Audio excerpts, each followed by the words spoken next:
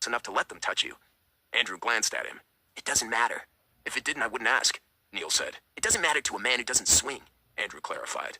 Neil shrugged. I don't because I've never been allowed to. The only thing I could think about growing up was surviving. Maybe that was why this was in that gray area of what was acceptable.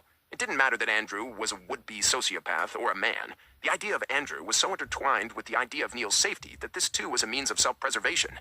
Letting someone in meant trusting them not to stab me in the back when terrible people came looking for me. I was too afraid to risk it, so it was easier to be alone and not think about it. But I trust you. You shouldn't, says the man who stopped.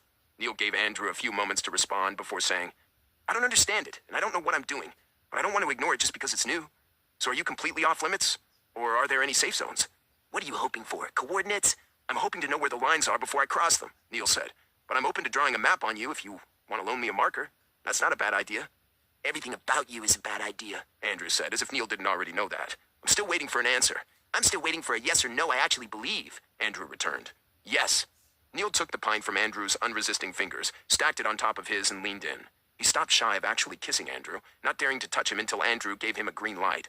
Andrew's expression didn't change, but there was a subtle shift in his body's tension that told Neil he'd gotten Andrew's attention. Neil lifted a hand, but stopped at a safe difference from Andrew's face. Andrew caught hold of his wrist and squeezed in warning. It's fine if you hate me, Neil said. It was the truth, if a bit of an understatement. So long as Andrew was only physically attracted to Neil, this was safe to experiment with. Neil's death wouldn't be more than a faint inconvenience to Andrew. Good, Andrew said, because I do.